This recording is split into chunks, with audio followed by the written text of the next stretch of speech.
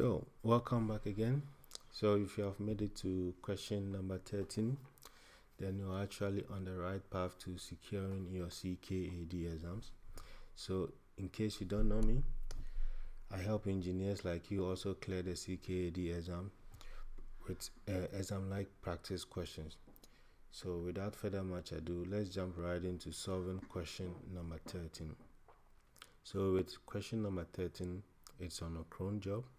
And please bear with me. You are going to get a Cron Job on the exam, so please practice.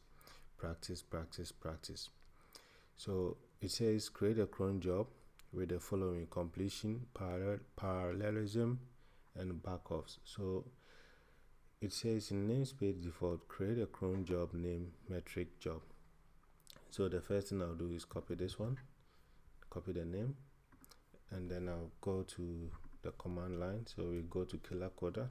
We already have our environment set up, so I'll clear the screen and I'll say create Cron Job. Remember to use the tab so you'll be very fast. It all saves some seconds for you. So create job, and then I'll use -h to check what are the arguments that we can pass with this command. I'll clear the screen and then I'll paste it here. Normally when people get Cron Job, they will just go directly to the documentation looking for a Cron Job, but please don't do that, because once you do that, you are going to waste time going through all the documentation. Whilst you can create it very fast from the CLI, I will recommend this way. It might look tedious, but just practice once and it's there forever. I'll stop it and then I'll say create Cron Job, and then the job name is going to be metric job, and then what is the image we are using for this? The image should be busybox, and then we will say the shadow is going to be shadow is going to be this one. So every second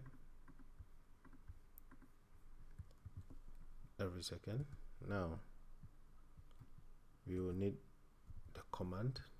It says it should be print this one to the screen. So collecting metrics. So once it says collecting metrics, you just have to command and then say echo, and then put the text in here, and then now there is still some more arguments we need to pass, so we can't just create it directly, so we have to now create a YAML file from here. So --dry run. This saves a lot of time, bro, so take time and learn this way. Dry run, and then client -o YAML.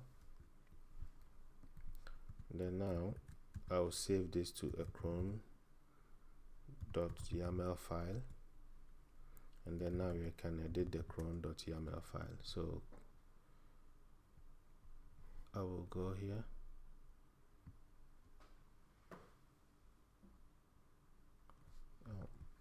I have to clear the screen, exit, and then clear the screen, output it to cronjob.yaml. So vim cronjob.yaml, job.yaml, yes. So now we can have it here. The next commands that we need to do is to give it the completion, the parallelism, and then the backup limit. So if you don't know how to do that, you can always come to Cron Job. So when you search for Cron Job, you will not get the documentation show you how you use the parallelism and the backup and all those things. So go to jobs instead. Go to jobs, and then select the first one. So once we select the first one, then we can get an example of how we can use all those. So jobs,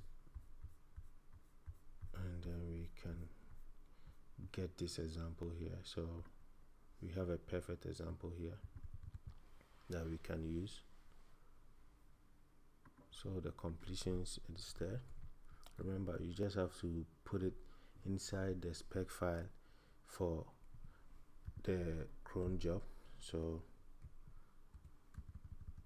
over here, just above the template, you can paste it there, and then we'll use the indentation. Remember to indent it correctly. So now the completion says for completion,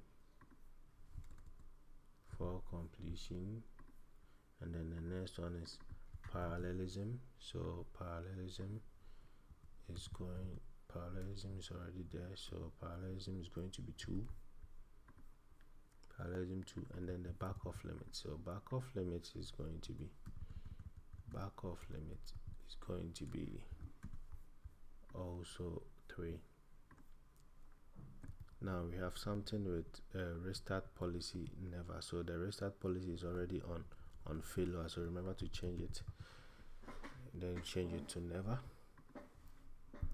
Once you do this, I believe we should be done now.